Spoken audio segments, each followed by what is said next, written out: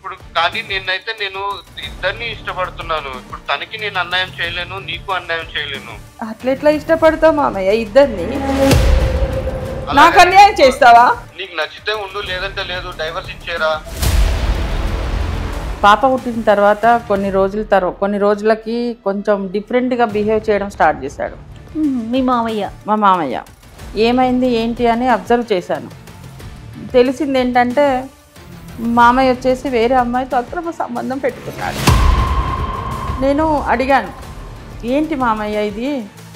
నేను నిన్ను ఇష్టపడకపోయినా ఇష్టంగా సంసారం చేసి ఇష్టంగా నీతో పెళ్లి చేసుకున్నాయి, ఇష్టంగా ఉంటున్నాను. ఇలా నువ్వు వేరే అమ్మాయితో అక్రమ సంబంధం పెట్టుకొని నన్ను బాధ పెట్టడం నీకు ఇది ఎంతవరకు న్యాయం మామయ్య అని అడిగా. అయితే మామయ్య అంటున్నాడు, ఇప్పుడు నీకు ఇష్టం లేకపోతే డైవర్స్ ఇచ్చేస్తాను వెళ్ళిపో అంటున్నాడు. ఈరోజు పిల్లల వల్లనే నేను ఇంకొక ఆమెతో అక్రమ సంబంధం పెట్టుకుంటాను అనే కారణం చూపించడానికి వీలు లేదు అని నేను అనుకుంటున్నాను. మీరేమంటారు? దానికి ఏమంటారు ఆయన? మళ్ళీ ఇంకో పాపను కూడా పుడితే తను కూడా ఇలాగే ఉంటే ఆ పిల్లలను చూసుకుంటూ బాధపడుతూ బ్రతకలేం కదరా. అందుకని నేను ఇంకో ఆమెతో కనాలనుకుంటున్నాను. ఆయన మాటలకు ఏం నిలకడత్వం లేండి. మీరు లేకపోతే కూడా ఉండలేనన్నాడు ఒకప్పుడు. 6 ఏళ్ల తర్వాత ఇంకొక మహిళ వస్తే అంతే కదా, ఆ తర్వాత ఇంకొకరు ఎవరు వస్తే ఆమెను కూడా ఉండలే, నువ్వు అక్కర్లేదు, ఆమె కావాలి, జెడ్ కావాలని అంటాడు. పిల్లలు ఇలా పుట్టినందువలన నేను వంశాన్ని అభివృద్ధి చేయడానికి ఇంకొకళ్ళని ఉంచుకుంటాను లేదా ఇంకొకళ్ళతో అక్రమ సంబంధాన్ని కొనసాగిస్తాను అనేటటువంటి మాట మాత్రం నిజం కాదు. టాపిక్ వచ్చానని చెప్పాను కదా. నాకు తెలుసు మామయ్య మీరు ఎక్కడికి వెళ్తున్నారో. నీ ప్రాబ్లం ఏంటి ప్రసన్న? తొందరగా రండి మామయ్య ఇంటికి. వస్తానని చెప్పాను కదరా, ఎందుకు? నాకు తెలుసు మామయ్య మీరు దాని దగ్గరికి వెళ్తున్నారు, నాకు తెలుసు. ఏంట్రా దాని దగ్గరికి వెళ్ళేది? ఇంకా మారవా మామయ్య నువ్వు? ఇంకా మారవా? మమ్మల్ని అసలు పట్టించుకోవటమే లేరు, ఎప్పుడు ఆమె దగ్గరికి వెళ్ళిపోతున్నారు మీరు. నువ్వు నాకు అవసరం లేదు, నేను ఎక్కడికి వెళ్తున్నాను నీకు తెలుసు కదా, నువ్వు నాకు వద్దు. అదేంటి మామయ్య అలా అంటున్నారు? నీకు ఇష్టం లేకపోతే చెప్పు, డైవర్స్ ఇచ్చేసి వెళ్ళిపో. లేదు అనుకుంటే మనం కలిసి ఉందాము, అడ్జస్ట్ అవుతానంటే చెప్పు.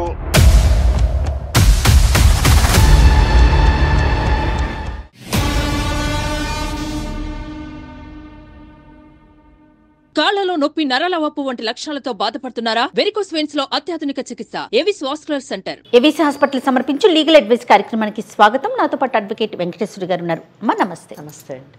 అమ్మ ప్రసన్న అని ఒక ఆవిడ మన దాకా వచ్చారమ్మా. తను ఏం చెప్తున్నారంటే, నాకు ఇష్టం లేని పెళ్లి చేశారు, ఇష్టం లేదు నాకు కూడా, కానీ ఇష్టంతోనే ఒక భార్యగా నేను ఉంటున్నాను, కానీ ఇప్పుడు అతని ఇష్టం లేదంటున్నాడు. నాకేం చేయాలో తెలియట్లేదు. సో లీగల్ అడ్వైస్ కార్యక్రమం ద్వారా నేను మీతో మాట్లాడతాను, మీతో ముఖ్యంగా అడ్వకేట్ మేడంతో నేను మాట్లాడతాను. నాకు ఆ మేడం యొక్క సలహా కావాలనేసి అడుగుతా ఉన్నారు. మరి పలకరించేద్దాం. నమస్తే అమ్మ ప్రసన్న గారు. నమస్తే అండి. మేడం వెంకటేశ్వరి గారు. నమస్తే. చెప్పండి ప్రసన్న గారు. అమ్మ నా పేరు ప్రసన్న, నా హస్బెండ్ పేరు వచ్చేసి సత్యనారాయణ, మాది ఖమ్మం అండి. ఓకే. అమ్మ నాన్నల బలవంతం మీద మేనమామనే పెళ్లి చేసుకున్నాను. అంటే నేను పుట్టగానే మేనమామతోనే పెళ్లి చేయాలి, ఇతనే నీ భర్త అనేసి అమ్మా నాన్నలు బలవంతం చేశారు. ఇష్టం లేకపోయినా నేను చేసుకోవాల్సి వచ్చింది. కాదండి ప్రసన్న గారు, అమ్మ కంటే తమ్ముడు కాబట్టి ఖచ్చితంగా ఉంటుంది, తమ్ముడో మరి అన్నయ్యో. నాన్నగారు కూడా అదే పరిస్థితా? మీ నాన్నగారు కూడా? నాన్న కూడా అదే పరిస్థితి. అమ్మా నేను సాఫ్ట్వేర్ ఎంప్లాయీని, నా హస్బెండ్ చదవలేదు, వాళ్ళ ఇష్ట ప్రకారం నేను మా మామయ్యని పెళ్లి చేసుకున్నాను. అంటే దీనికి కారణం కేవలం మీరు వాళ్ళతో పాటు ఇంట్లో ఉండిపోతారనేనా, వాళ్ళ కళ్ళ ముందే ఉంటారనే, లేకపోతే కట్న కానుకలు ఇచ్చుకోలేము, బయట వేరే సంబంధం తెచ్చి చేయలేము, ఇలాంటి కారణాలు ఉన్నాయా మీ పేరెంట్స్? లేదండి, అంటే నాన్న అమ్మ వాళ్ళు కొంచెం పూరైనా పర్వాలేదు, నా కూతురు నా కళ్ళ ముందు ఉంటుంది అన్నట్టుగా వాళ్ళు మామయ్యకి ఇచ్చి పెళ్లి చేశారు. మామయ్యతో కూడా మాట్లాడాను, చెప్పాను, ఇష్టం లేదు, వద్దు మామయ్య మనం పెళ్లి చేసుకోవద్దు అంటే, తను కూడా చిన్నప్పటి నుంచి నువ్వే నా భార్యవా అనుకున్నాను, అందుకే పెళ్లి చేసుకుంటున్నాను అని అంటే, ఇంకా ఇంతమందిని బాధ పెట్టి నేను కాదు అంటే అందరూ బాధపడతారు. అందుకే నా ఇష్టాన్ని వదులుకొని నేను వాళ్ళ కోసం పెళ్లి చేసుకున్నాను. కానీ మేడం ఇష్టంతో సంసారం చేశాను. నా హస్బెండ్ అంటే ఇప్పటికీ నాకు ప్రాణం. సంతోషం. ఎందుకంటే మేనమామే కదమ్మా. మేనమామే చాలా బాగా చూసుకుంటాడు. మీరు చిన్నపిల్లే కదా నిజంగా. నా మామయ్య చేతిలో నేను చిన్నపిల్లని. అతనికి మీకు ఏజ్ డిఫరెన్స్ కూడా చాలా ఉందండి. ఎంత ఉంటదండి? 6 years. పెద్ద గ్యాప్ అని అనుకోవటానికి లేదు. అంటే యూజువల్లీ ఏంటంటే అమ్మ తమ్ముడు అంటే కొంచెం ఏజ్ డిఫరెన్స్ ఎక్కువ ఉంటది అని మనం అనుకుంటూ ఉంటాము. అదేలే. అంటే మేబీ వాళ్ళ మదర్ కి తమ్ముడు చాలా లేట్ గా పుట్టినట్టున్నాడు. ఏజ్ డిఫరెన్స్ ఎక్కువ లేదు కాబట్టి వాళ్ళు చెయ్యాలని అనుకున్నట్టున్నారు ఈ కేసులో. ఈ కేసు మటుకు చెప్పండి అమ్మా. 2 years తర్వాత ఒక పాప పుట్టింది. ఓకే. తను హ్యాండిక్రాఫ్ట్. ఇంకా అది ఒక బాధ ఎక్కువ.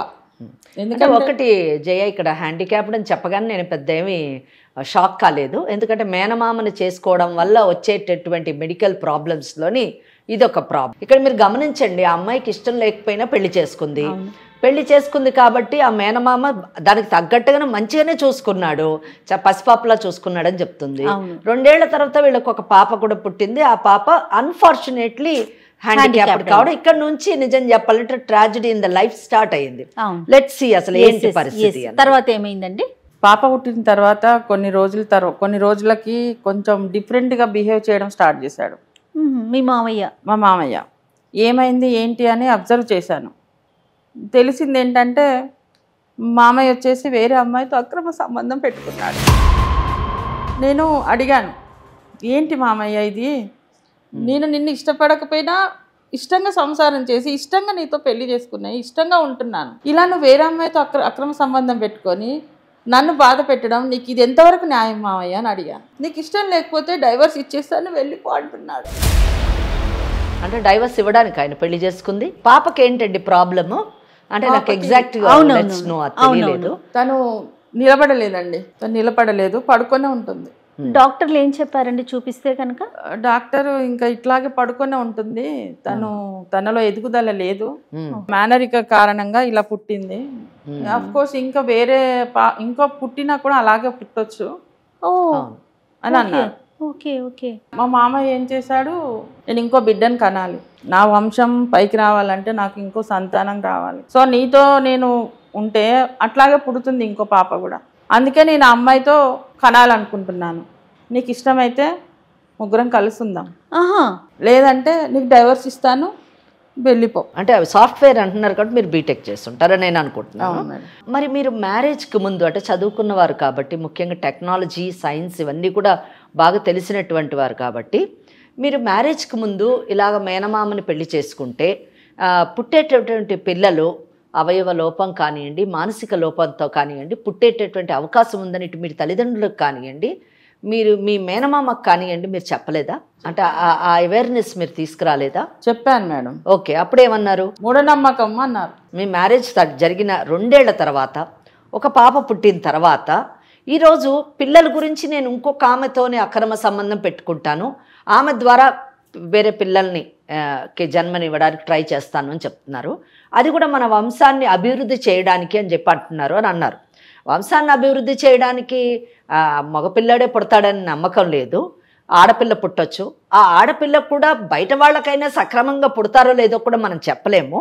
మరి ఇటువంటి పరిస్థితుల్లోని ఇటువంటి ఆ పిల్లలు పుడతారు అని మీరు కానీ అతనికి తెలియజేసి ఉంటే, నీ మూఢనమ్మకం అని తీసి పడేసినటువంటి వ్యక్తి ఈరోజు పిల్లల వల్లనే నేను ఇంకొక ఆమెతో అక్రమ సంబంధం పెట్టుకుంటాను అనే కారణం చూపించడానికి వీలు లేదు అని నేను అనుకుంటున్నాను. దానికి ఏమంటారు ఆయన? నేను కూడా అదే అడిగాను మేడం మామయ్యను. నేను ముందే చెప్పాను కదా మామయ్య అంటే, లేదు నువ్వంటే నాకు ఇష్టం, నేను పెళ్లి చేసుకున్నాను. కానీ నేను అది ఫస్ట్ అప్పుడు అనుకున్నాను ఇలా అవుతుందా అనుకున్నాను, కానీ జరిగింది. మళ్ళీ ఇంకో పాప పుడితే తను కూడా ఇలాగే ఉంటే ఆ పిల్లలను చూసుకుంటూ బాధపడుతూ బ్రతకలేం కదరా. అందుకని నేను ఇంకో ఆమెతో కనాలనుకుంటున్నాను. పెళ్ళి ఎంతకాలం అయిందండి? 7 years అయిందండి. అంటే పాప ఏజ్ ఆల్మోస్ట్ 2 years. 2 years అంటే పెళ్ళైన ఎంతకాలానికి పుట్టింది? పెళ్ళైనాక 4 years పుట్టింది. So almost 6 years 7 years almost. So 4 years తర్వాత పుట్టింది. ఎందుకు 4 years మటుకు మీకు చిల్డ్రన్ లేరు? అంటే అప్పుడు కొంచెం ఈ స్టడీ పర్పస్, జాబ్ పర్పస్ ఇదంతా ఉండే మేడం. ఓకే, తొందరగా కూడా కాలే, అసలు మనకు పిల్లలు కూడా తొందరగా కాలేదు. అంటే ఈ 4 years అతని నుంచి మీకు ఎటువంటి ఇబ్బంది కలగలేదు? అంటే పిల్లలు పుట్టట్లేదని కానివ్వండి, లేదా నువ్వు ఈ చదువులోని దీంట్లోనే బిజీగా ఉన్నావు, నిన్ను పెళ్లి చేసుకుని లాభం లేదు అనేటటువంటి మాటలు కానివ్వండి, ఇటువంటి ఏమీ లేదు? లేదు, చాలా మంచివాడు. సో ఈ 4 years చాలా బాగున్నారు. ఎప్పుడైతే కొంచెం ఇబ్బందితో పాప పుట్టిందో అప్పటి నుంచి అతనిలో మార్పు మొదలైపోయింది. మరి మీ అమ్మగారి వాళ్ళకి, వాళ్ళ అక్కకి బావకి వాళ్ళకి చెప్పారా మీరు ఈ విషయం? వాళ్ళ దాకా తీసుకెళ్లారా? నేను ఇంకా చెప్పలేదు మేడం. ఇంకొక విషయము ప్రసన్న, ఈయనలోని మార్పు అంటే ఆమెతోని ఇంకొక ఆమె ఎక్స్ ఉన్నారు, ఆమెతోని ఇతనికి అక్రమ సంబంధం ఎంత కాలం నుంచి ఉంది? 4 years నుంచి ఉందంట మేడం. ఎస్. సో ఇక్కడ అంటే నేను ఈ క్వశ్చన్ అడగడానికి కారణం ఏంటంటే పాప అన్నది ఒక కారణం మాత్రమే, అంతే. ఇక దీన్ని బట్టి అంతే. ఓన్లీ ఆయనకే ఆ లేడీతోనే అక్రమ సంబంధం పెట్టుకున్నాడు కాబట్టి ఆమెతోని కొనసాగాలి అనేటటువంటి ఆలోచన వలన ఈ పాపని ఒక అడ్డుగా, ఒక ఆసరాగా, ఒక కారణంగా చూపిస్తున్నాడు. కానీ పిల్లలు ఇలా పుట్టినందువలన నేను వంశాన్ని అభివృద్ధి చేయడానికి ఇంకొకళ్ళని ఉంచుకుంటాను లేదా ఇంకొకళ్ళతో అక్రమ సంబంధాన్ని కొనసాగిస్తాను అనేటటువంటి మాట మాత్రం నిజం కాదు. ఎందుకంటే 4 సంవత్సరాలు అతను ఈ అమ్మాయితోని బాగున్నాడు. తర్వాత 2 ఏళ్ళు అయింది పాప పుట్టి. ఈ అమ్మాయి చెప్పే ప్రకారం, ప్రసన్న చెప్పే ప్రకారం 4 ఏళ్ళు అయింది ఆ అమ్మాయితో అక్రమ సంబంధం పెట్టుకొని. అంటే పాప పుట్టక ముందే 2 ఏళ్ళు ముందే అక్రమ సంబంధం మొదలైంది. అంటే ఈ అమ్మాయితో కేవలం 2 సంవత్సరాలు మాత్రమే ఇతను బాగున్నాడు. ఆ తర్వాత 2 సంవత్సరాల నుంచి ఆమెతో అక్రమ సంబంధం పెట్టుకున్నాడు. 2 సంవత్సరాలు కొనసాగింది. ఆ తర్వాత పాప పుట్టడము, ఆ పాప ఈ రోజున ఆల్మోస్ట్ 3 years అవ్వడము, ఇదంతా ఈ 4 yearsలోని ఈ was associated with that lady. ఆ అమ్మాయితోని ఉంటూ ఉన్నాడు, తన జీవితాన్ని చాలా హ్యాపీగా గడుపుతూ ఉన్నాడు. ఈ అమ్మాయి మాత్రము ఈ ప్రెగ్నెన్సీ పీరియడ్ 9 months కానివ్వండి, ఆ తర్వాత పుట్టిన తర్వాత సుమారు 3 ఏళ్ళు అమ్మ పాపకు ఇప్పుడు 3 ఏళ్ళు అంటే ఒక 4 ఏళ్ల నుంచి ఇటు పాప ద్వారా తను పాప వలన కలిగేటటువంటి బాధను అనుభవిస్తుంది. భర్త అనేటటువంటి వాడు మేనమామ ఇష్టం లేకపోయినా చేసుకొని ఎంతో ఇష్టంగా బ్రతికేటటువంటి చూసుకున్నటువంటి మేనమామ దూరం అవుతున్నాడు అనే వ్యధ కూడా ఈమెని తొలిచివేస్తుంది అన్నది మనం తెలుసుకోవాలి. ఇక్కడ మిగతా అంటే ఫ్యామిలీ పరంగా మిగతా అన్ని విషయాలు మంచి చెడు అవన్నీ బాగానే చూసుకుంటారండి? అన్ని బాగానే ఉంటాయి మేడం. ఇంట్లో ఫైనాన్షియల్ గా కానీ అంటే అతనికి ఏదో అతను ఏం చేస్తుంటారన్నారు? తను car driver madam. Car driver. Okay okay. నా శాలరీతోని నేను ఇంట్లో మెయింటైన్ చేసుకుంటాను. తనకు కొంత తక్కువ అమౌంట్ వస్తుంది. సో ఇంకో ఆమె ఉంది, ఆమె కూడా సాఫ్ట్వేర్. ఓహో, అమ్మాయి కూడా సాఫ్ట్వేరే. ఇంకా నేను అనుకుంటున్నాను తన శాలరీ నా శాలరీతోని నేను హ్యాపీగా బతికేయచ్చు అనే ఫీలింగ్ ఉందేమో అనుకుంటున్నాను. ఓకే, అట్లా కూడా అదృష్టవంతుడు, 2 సాఫ్ట్వేర్లు. మరి కార్ డ్రైవర్ కి చక్కగా. అంటే ఇక్కడ మనం గుర్తించాల్సింది ఏంటంటే, సమాజానికి మనం చెప్పాల్సింది ఏంటంటే, పెళ్లి చేసుకునేటప్పుడు కానివ్వండి, ఒక వ్యక్తిని మనము ఇష్టపడేటప్పుడు కానివ్వండి, అవతల వ్యక్తి యొక్క పరిస్థితి బ్యాక్గ్రౌండ్ కూడా చూడాలి. ఇక్కడ నేను అనేది చదువుకున్నవాడా చదువుకోలేనివాడా, ప్రేమకి చదువు అవసరం లేకపోవచ్చు, బ్రతకడానికి కలిసి జీవించడానికి చదువు అవసరం లేకపోవచ్చు, లేదా పెళ్లి చేసుకోవడానికి కూడా చదువు అవసరం లేదు. ప్రేమ, ఆప్యాయత, ఆ బంధం పట్ల గౌరవం ఉంటే చాలు. కానీ ఇక్కడ పెళ్లి చేసుకోవాలనుకునేటటువంటి వాడు లేదా తను కలిసి జీవించాలనేటటువంటి వ్యక్తికి ఇంకొక భార్య, పిల్లలు ఉన్నారా, కుటుంబం ఉన్నదా లేదా అని చూసుకోవాల్సినటువంటి బాధ్యత ఆ మహిళకు ఉంది, ఆ ఎక్స్ అనేటటువంటి మహిళకు ఉంది అనేటటువంటి విషయాన్ని నేను ఇక్కడ ప్రస్తావిస్తున్నాను. ఎందుకు ప్రస్తావిస్తున్నానంటే, ఎందుకు ఖచ్చితంగా ప్రస్తావించాలనుకుంటున్నానంటే, ఆ అమ్మాయి ఏం చదువుకున్నటువంటి అమ్మాయి కాదు, చదువుకున్న అమ్మాయి మీరు అన్నట్టుగా సాఫ్ట్వేర్ ఇంజనీర్ అయ్యుండి ఇటువంటి వాడితో ఉండాల్సిన అవసరం ఆ అమ్మాయికి ఉందా? ఖచ్చితంగా. ఎందుకు తెలిసి అమ్మాయిలతో వాళ్ళ జీవితాన్ని పాడు చేసుకుంటున్నారు? చాలా బాగా. దేనికి అట్రాక్ట్ అవుతున్నారు వీళ్ళు? అశాశ్వతమైనటువంటి వాటికి, చిన్న వాటికి, అంటే విచ్ ఈస్ నాట్ పర్మనెంట్, అంటే which is not a soul relationship కాదు, అది ఫిజికల్ రిలేషన్ అట్రాక్షన్ కావచ్చు, ఫిజికల్ రిలేషన్షిప్ కావచ్చు. అటువంటి చిన్న విషయాలకి అట్రాక్ట్ అయ్యి వాళ్ళు బంగారు భవిష్యత్తుని వాళ్ళు పాడు చేసుకోవడమే కాకుండా వేరే వాళ్ళ కుటుంబాల్లోని చిచ్చు పెడుతున్నారు చూడండి. అది చాలా దురదృష్టకరమైనటువంటి విషయం. ఈవిడ ఒక మహిళ, ఈవిడ ఇబ్బంది పడుతోంది ఒక మహిళ వలన. తనకు పుట్టింది ఒక పాప, మహిళ, అంతే కదమ్మా. అంతే, మహిళ శత్రువు అన్నట్టు. చూడండి, ఒక మహిళ 2 మహిళల జీవితాలను పాడు చేయడము. వీళ్ళ తల్లి అంటే వాళ్ళ అక్క, ఆవిడ కూడా బాధపడుతుంది కదా, నా తమ్ముడిని ఇచ్చి చేశాను, నా తమ్ముడని నా కూతురు జీవితాన్ని పాడు చేశాను అని ఆమె కుమిలిపోతుంది నిజానికి. అది చాలా దురదృష్టకరమైనటువంటి విషయం ఈ కేసులోని. ఇప్పుడు ఈ కార్యక్రమం దాకా మీరు రావడానికి గల కారణం ఏంటి? మీరు ఏం ఎక్స్పెక్ట్ చేస్తున్నారు అసలు? నా హస్బెండ్ నాకు డైవర్స్ ఇస్తా అంటున్నాడు. ఓకే, నిజం చెప్పాలంటే నేను డైవర్స్ తీసుకోవడం నాకు ఇష్టం లేదు. అందుకే నేను మీ దగ్గరికి ఎందుకు వచ్చానంటే, నా హస్బెండ్ నాకు ఇప్పించండి, ఆమెను దూరం చేయండి. ఓకే, ఆమె లేకపోతే నేను ఉండలేను అంటున్నాడు మామయ్య. ఆయన మాటలకి ఏం నిలకడత్వం లేండి, మీరు లేకపోతే కూడా ఉండలేను అన్నాడు ఒకప్పుడు. 6 ఏళ్ల తర్వాత ఇంకొక మహిళ వస్తే అంతే కదా, ఆ తర్వాత ఇంకొకరు ఎవరు వస్తే ఆమెను కూడా ఉండాలి, నువ్వు అక్కర్లేదు ఆమె కావాలి, జెడ్ కావాలని అంటాడు. సో ఓకే, నిలకడ లేని మనస్తత్వం అది. నేను ఒక్క ప్రశ్న అడగాలనుకుంటున్నా, అంటే నా భర్త నాకు కావాలి అని మీరు అన్నారు, నా భర్తను నాకు ఇప్పించండి అని అన్నారు, ఆ మహిళను దూరం చేయండి అన్నారు. చాలా చక్కటి, నిజానికి చట్ట పరిధిలో ఉన్నటువంటి రిలీఫ్స్ మీరు అడిగారు. కానీ ఆ రిలీఫ్స్ని ఇప్పించే ముందు ఒక క్రూషియల్ పాయింట్ నేను అడగదలుచుకున్నాను.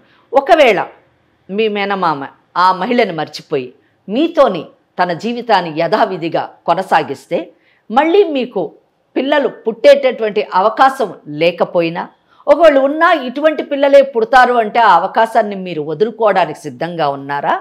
మరి మీ వైవాహిక జీవితాన్ని పిల్లలు లేకుండా లేదా ఉన్నటువంటి ఈ బిడ్డని సక్రమంగా పెంచుకుంటూ ముందుకు వెళ్ళాలనుకుంటున్నారా లేదో డిసైడ్ అయితే, చట్ట పరిధిలో 100% షీ సేఫ్. ఈ అమ్మాయి ప్రసన్నకు ఆల్ రైట్స్ ఉన్నాయి, she safe. We can 100% we can see that girl is thrown out of this family.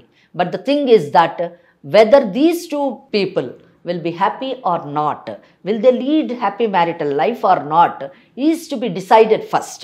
కనుక ముందు మనము ఈ విషయాలు మీరు ఆ అమ్మాయితో మాట్లాడండి, right. At the same time వాళ్ళ మేనమామతో కూడా మాట్లాడండి. ఆ తర్వాత మనం ఏ విధంగా అతను చేసేటటువంటి పనులు చట్ట విరుద్ధమైనవి అని అతనికి ఎక్స్ప్లెయిన్ చేద్దాము.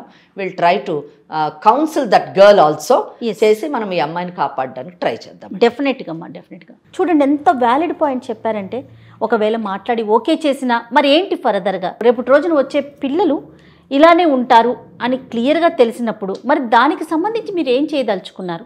నేను మామయ్యతోనే ఉండాలనుకుంటున్నా మేడం. రైట్. పిల్లలు లేకపోయినా పర్వాలేదు, మామయ్యతోనే ఉంటూ ఉన్న పాపనే బాగా చూసుకోవాలనుకుంటున్నాను. ఎగ్జాక్ట్లీ, అది మీ ఒపీనియన్. అదమ్మా, తనైతే కట్టుబడి చెప్పాలంటే జయగారామ తీసుకున్న నిర్ణయం చాలా గొప్ప నిర్ణయం. మన నోటి నుంచి మనం చెప్పకూడదు, ఎందుకంటే ఒకళ్ళ జీవితాన్ని శాసించేటటువంటి అధికారం ఇంకొక వ్యక్తికి ఉండదు. ఇక్కడ భార్యాభర్తలు అంటే తల్లి తండ్రి ఇద్దరు కూడా వేరైతే ఆ చిన్నారి జీవితం ఎలా పోతుంది? ఆల్రెడీ భగవంతుడు శాపానికి గురైనటువంటి ఆ పసిది ఆ తల్లిదండ్రులు ఇద్దరి ప్రేమకు ఆప్యాయతతోని పెంచబడితే తప్పకుండా ఆమెలోని చలనం వచ్చి ఆమె ముందుకి కొద్ది కాలం మంచిగా బ్రతికేటటువంటి అవకాశం ఉంటుంది అనేటటువంటి ఆలోచన నాకుంది. ఈ విషయంలోని నిజం చెప్పాలంటే ఫాదర్ ఎవరైతే సత్యనారాయణ ఉన్నారో ఆ సత్యనారాయణ దయతోని ఆలోచించాలి, కరుణతోని ఆలోచించాలి, బాధ్యతతోని ఆలోచించాలి. తను ఒక తండ్రి అన్న విషయాన్ని మర్చిపోకుండా ఇక్కడ మేనగోడల కంటే కూడా తన కడుపును పుట్టినటువంటి బిడ్డ గురించి అవసరమైతే ఎంత త్యాగమైనా ఆయన చెయ్యాలి. నిజం చెప్పాలంటే చేసేటటువంటి పరిస్థితికి మనం ఆయనను తీసుకొని రావాలి. డెఫినెట్గా మీరు ఒకసారి కాల్ చేయమంటారా? తప్పకుండానండి. ఓకే, మీరు ఇక్కడ దాకా వస్తున్నట్టు తెలియదేమో బహుశా. చెప్పలేదు మేడం. ఓకే, ఒకసారి చెప్పండి, ఇట్లా లీగల్ అడ్వైస్ కార్యక్రమానికి వచ్చాను, మనతో పాటు మేడం ఉన్నారు, అడ్వకేట్ మేడం కూడా ఉన్నారు అని చెప్పి మాట్లాడండి. ఒకసారి ముందు మీరు మాట్లాడండి, ఆయన ఏమంటారో చూద్దాం. కాల్ చేస్తారండి.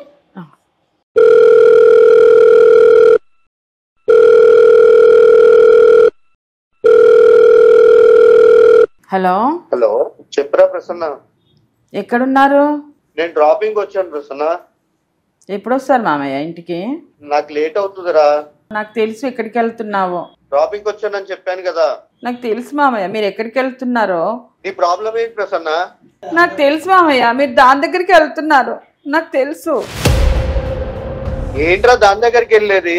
ఇంకా మారవా మామయ్య నువ్వు? ఇంకా మారవా? నీకు దానింటికి వెళ్తున్నావు నాకు తెలుసు. డ్రాపింగ్ వెళ్ళానని చెప్పాను కదా, ఎందుకు సతాయిస్తున్నావు? నేనే సతాయిస్తున్నాను మామయ్య, మీరే కదా ఎప్పుడు నైట్ వస్తున్నారు, మమ్మల్ని అసలు పట్టించుకోవటమే లేరు, ఎప్పుడు ఆమె దగ్గరికి వెళ్ళిపోతున్నారు మీరు. నువ్వు నాకు అవసరం లేదు, నేను ఎక్కడికి వెళ్తున్నాను నీకు తెలుసు కదా. నీకు ఇష్టం లేకపోతే చెప్పు, డైవర్స్ ఇచ్చేసి వెళ్ళిపో. లేదు అనుకుంటే మనం కలిసి ఉందాము, అడ్జస్ట్ అవుతానంటే చెప్పు. ఎలా ఉంటాను మామయ్య నువ్వు ఇంకో లేడీతో ఉంటే? మన పాప గురించే కదరా. అది కాదు మామయ్య, ఇప్పుడు మనకు పిల్లలు కావాలి అంటే ఇంకో వేరే సొల్యూషన్ వెతుక్కుందాం కదా, దానికోసం ఇంకో అమ్మాయిని పెట్టుకోవాలా?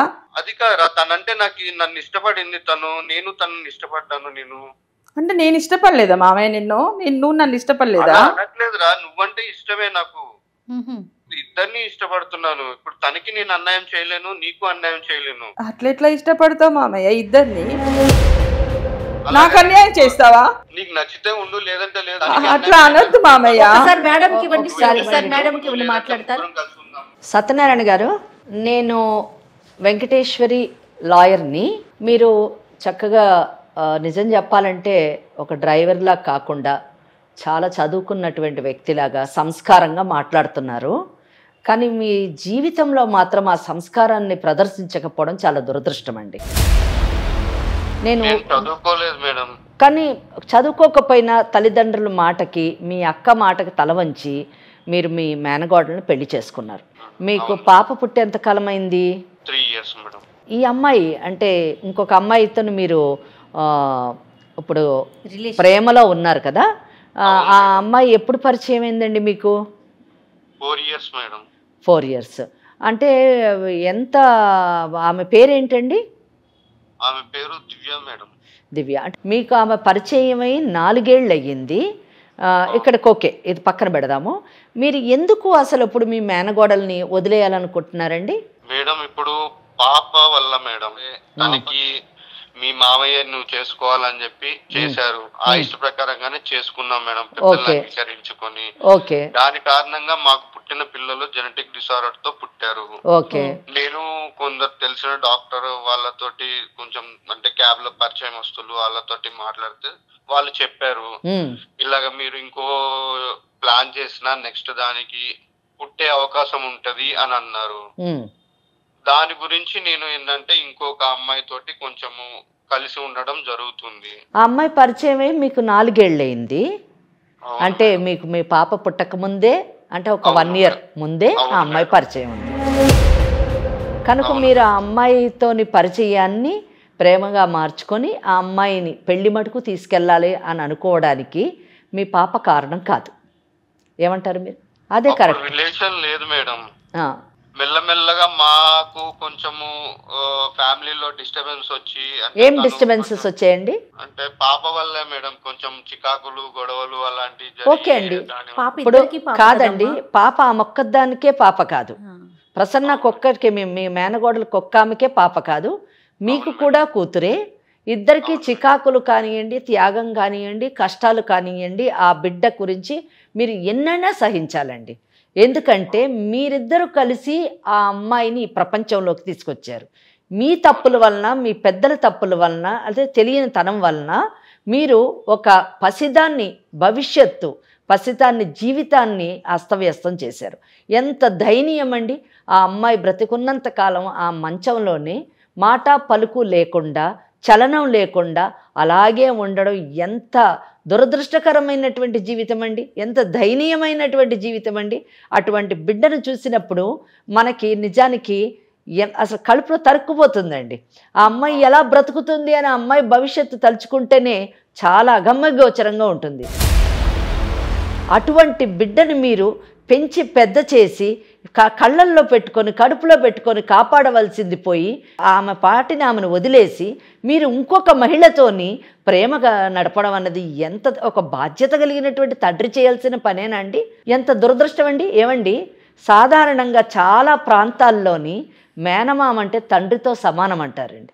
ఇక్కడ మీ తల్లిదండ్రులు అంటే మీ అక్క ఏవైనా కారణాలు కావచ్చు, వినండి, కారణాలు ఏమైనా కావచ్చు, తన బిడ్డని మీ చేతిలో పెట్టింది, మీరు బిడ్డగా చూసుకుంటారని. ప్రసన్న కూడా తను మాట్లాడినప్పుడు మా మావయ్య నన్ను కన్న బిడ్డలా చూసుకున్నాడు అని చెప్పింది. 2 సంవత్సరాల పాటు చక్కగా చూసుకున్నాడు అని చెప్పింది. అలా చూసుకున్న మీరొక తండ్రి అయినప్పుడు, అంటే మీ మేనగోడలనే బిడ్డగా చూసుకున్న మీరు, మీ కడుపును పుట్టినటువంటి బిడ్డని ఇంకా అద్భుతంగా ప్రేమగా చూసుకోవాల్సినటువంటి మీరు ఆ బిడ్డని వదిలేసి, అలా అంతేకాకుండా బిడ్డలాంటి మీ మేనగోడల్ని విడాకులు తీసుకొని వెళ్ళిపో అని అనడము ఏమండి? మనుషులు మానవత్వం ఉన్నటువంటి ఏ తండ్రి అయినా చేసేటటువంటి పని అండి? చెప్పండి మీరే. చేయడానికి చాలా ఉందండి. ఏమి చెయ్యాలి అని అనొద్దండి. ఏమి చెయ్యాలి అనే ప్రశ్నించేటటువంటి పని మీరు చేయట్లేదు. ఏమి చెయ్యాలి అని ప్రశ్నించడానికి మీకు ఆ హక్కు లేదు. ఆ ప్రశ్నకి సమాధానం మేము ఇవ్వగలము. ఏమి చెయ్యాలంటే ఆమెను వదిలేయాలి. ఎందుకంటే ఇప్పుడు ఆమెమి తల్లి కాలేదు, ఆమె జీవితం లేకుండా లేదు.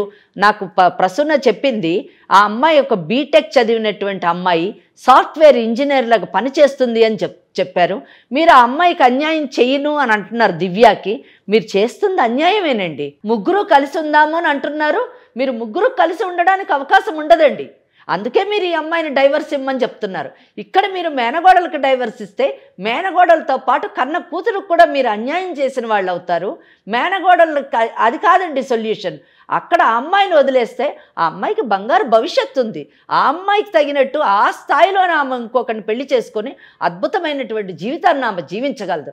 అదే మీరు కానీ ఆ అమ్మాయిని పెళ్లి చేసుకుంటే ఆ అమ్మాయికి పెళ్లి అనే స్టేటస్ ఉండదు, భార్య అనేటటువంటి గౌరవం ఈ సమాజంలో లభించదు. చట్టపరంగా ఆమె ఎప్పటికీ మీకు భార్య కాలేదండి. ఇంకొక విషయం చెప్తున్నానండి, జాగ్రత్తగా వినండి. మీరు పెళ్లి చేసుకోవాలని అనుకున్నారు, మీరు అన్నారు డాక్టర్స్ నేను కన్సల్ట్ చేశాను, మళ్ళీ పిల్లలు పుడితే కూడా ఇలాగే పుడతారు అని చెప్పారు అని అన్నారు. ఏమండి డాక్టర్స్ ఎందుకండి? మీ మేనగోడలే పెళ్లికి ముందు చెప్పింది ఇలాంటి మేనరికాలు పెళ్లి చేసుకుంటే పుట్టేటువంటి పిల్లలు అస్తవ్యస్తంగా పుడతారు అని చెప్పినప్పుడు అవన్నీ మూఢనమ్మకాలను మీరే కొట్టేశారు కదండి కదా. ఎందుకండి ఏ తప్పు కామకి మీరు శిక్ష వేస్తున్నారు? మీ మేనగోడలకి చదువుకున్నందుకు శిక్షణ, మీ అక్క కడుపును పుట్టినందుకు శిక్షణ, తల్లిదండ్రుల మాట విని తల వంచుకొని మిమ్మల్ని పెళ్లి చేసుకున్నందుకు శిక్ష పడాలా, లేదా మీతోని ప్రేమగా ఇన్ని సంవత్సరాలు కాపురం చేస్తున్నందుకు శిక్ష పడాలా, లేదా తన కడుపున ఇటువంటి బిడ్డ పుట్టి నిత్యము బాధకు లోనవుతున్నందుకు శిక్ష అండి? ఎందుకు శిక్ష అండి? ఎందుకు శిక్ష విధిస్తున్నారు చెప్పండి? కారణం లేకుండా శిక్ష విధించడం ఎంత తప్పండి? అది ఎంత పాపం చెప్పండి? మీరు దివ్యాని కానీ పెళ్లి చేసుకోవాలంటే మీరు ప్రసున్నాని విడాకులు ఇవ్వాల్సి వస్తుంది. ప్రసున్న మీరు విడాకులు ఇవ్వమంటే ఐఎమ్ రెడీ మామయ్య అని చెప్పేసి విడాకులు ఇస్తుంది అని అనుకుంటే మాత్రం అది తప్పండి.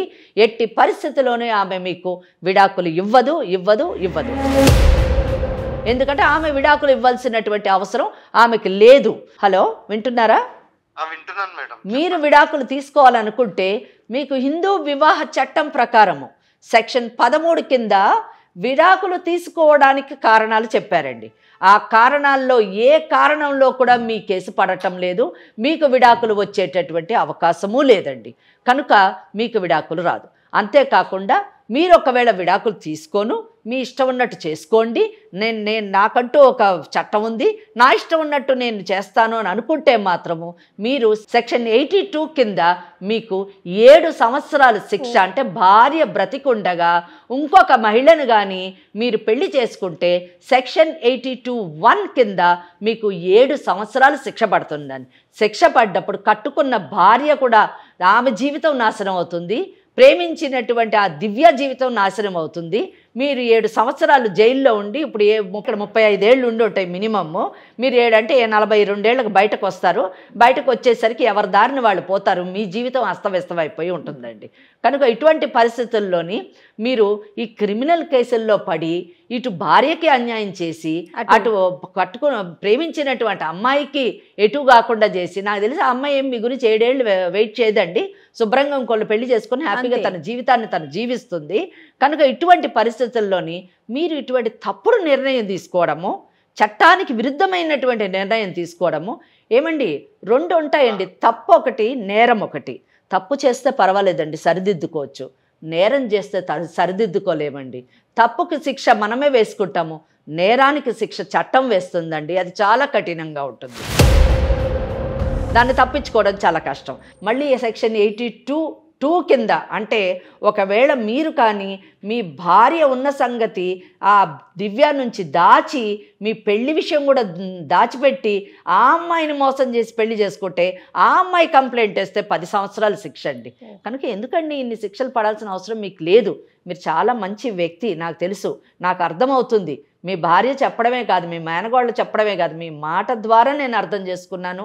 అన్నిటికంటే మీరు కూడా తల్లిదండ్రుల మాటను కాదనలేక, మీ అక్క మాటను కాదనలేక, తన కూతురు తన కళ్ళ ముందే ఉంటుందని ఆశించినటువంటి మీ అక్క కోరికని నెరవేర్చాలనేటటువంటి కోరికతో మీరు పెళ్లి చేసుకున్నారండి.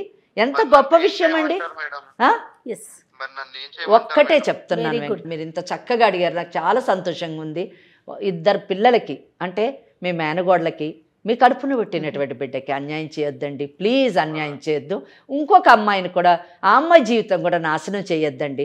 ఎందుకంటే మీ మేనగోడలు బీటెక్ చదువుకొని చదువుకున్నటువంటి మిమ్మల్ని పెళ్లి చేసుకొని తను సంపాదిస్తూ తను కాస్త కూస్తో ఆర్థికంగా మీ కుటుంబానికి సహకరిస్తూ మీ ఒక బిడ్డకి జన్మనిచ్చిందండి. ఆ బిడ్డకి మీ ఇద్దరూ కావాలండి. తండ్రి ఆలన పాలన కావాలి, తల్లి ప్రేమ ఆప్యాయత కావాలండి. ఈ 4 ఆ అమ్మాయికి ఇవ్వండి. ఆ బిడ్డకి ఎలాగూ భగవంతుడు అన్యాయం చేశాడు, మీరు అన్యాయం చేయొద్దండి. మీరిద్దరూ కలిసి చక్కగా ఆ బిడ్డని పెంచుకోండి. నాకు అమ్మా నాన్న ఉన్నారు అనే ఒక తృప్తినన్నా ఆ బిడ్డకి మిగల్చండి. ఆ బిడ్డని కనీసం మానసికంగా మీ పెంపకంలోని చక్కగా పెరిగేటటువంటి అవకాశాన్ని కల్పించండి. దివ్య వేరే పెళ్లి చేసుకుంటుంది, అవసరమైతే దివ్యతో నేను మాట్లాడతాను. జయ గారు మంచి కౌన్సిలింగ్ చేస్తారామండి, పిలిచి మేమిద్దరం కూర్చొని మాట్లాడి ఆ అమ్మాయిని ఒప్పించి చక్కగా అమ్మాయి వేరే అబ్బాయిని పెళ్లి చేసుకొని సెటిల్ అయ్యేటట్టుగా మనము ఆమెలోని మార్పును తీసుకొని వద్దాం. ముందు మీరు మారండి ప్లీజ్. మీరు మీ భార్యతోని మీ బిడ్డతోని హ్యాపీగా బతకాలని మేము కోరుకుంటున్నాము. మీరు ఒక్కసారి మా దగ్గరికి రండి ప్లీజ్, రండి, ఒక్కసారి రండి. జయ మేడంని కలవండి, వారు చెప్తారు. మేము కూర్చొని మాట్లాడి సెటిల్ చేద్దాము చక్కగా, ఎవరికి గొడవ లేకుండా. అంటే మీరు ఆ అమ్మాయి ఏమన్నా దివ్య ఏమన్నా చేస్తుందని భయపడుతున్నారేమో, ఆ అమ్మాయికి మేము కౌన్సిలింగ్ చేస్తాము. ఆ అమ్మాయిని మనము అమ్మాయిని సెటిల్ అయ్యేటట్టు చేద్దామండి. చేసి మీ లైఫ్ మీరు please take care of your wife. మీ భార్య మీ బిడ్డని బాగా చూసుకోండి. జయ మేడంతో ఒక్కసారి మాట్లాడండి. మీరు ఆవిడ మీకు ఎలా రావాలి ఏంటి అన్ని విషయాలు చెప్తారు ఆవిడ. విన్నారుగా సత్యనారాయణ గారు, ఇంత చక్కగా కోపం లేకుండా, అంటే మీ ఇద్దరు కలిసి ఉండాలని ఒక మంచి ఉద్దేశంతో ఎంతో ఓపికతో మాట్లాడారు. దయచేసి ఆలోచించండి. నేను నా నెంబర్ షేర్ చేస్తాను, మీకు లొకేషన్ కూడా పెడతాను. ఒకసారి మేడంది, మన వెంకటేశ్వరి మేడంది మనం అపాయింట్మెంట్ తీసుకొని ఒకసారి కూర్చొని మాట్లాడుదురు కానీ, సరేనండి? రైట్. మీ వైఫ్తో, మీ మేనకోడలతో ఒకసారి మాట్లాడండి. రండి మామయ్య, రండి మామయ్య.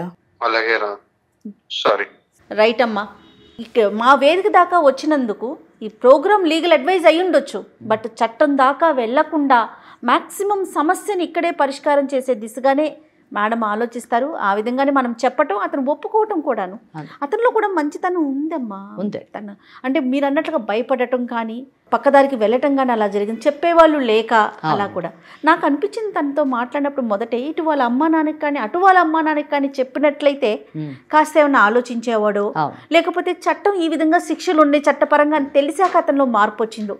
ఏది ఏమైనా సంతోషం కదా. అంటే జయ గారు, ఈ కేసులోని నేను ప్రత్యేకంగా చెప్పదలుచుకున్నది ఏంటంటే, మీరు చెప్పినవి అన్నీ కరెక్ట్. తల్లిదండ్రులు వీళ్ళందరూ పక్కన పెడితే, ఇక్కడ దివ్య అనేటటువంటి అమ్మాయిని చూసారా, ఆ అమ్మాయి లాంటి వాళ్ళకి అంటే ఈరోజు సమాజంలో చాలా మంది అనవసరంగా వాళ్ళ తెలియని తనంతో కానివ్వండి, ఏదో ఆశించి కానివ్వండి, ఇటువంటి పెళ్ళైనటువంటి మగవాళ్లతో బంధంలోకి మూడో వ్యక్తి ఎంటర్ అయ్యటంతోనే అక్కడే సమస్య మొదలవుతుంది కదా.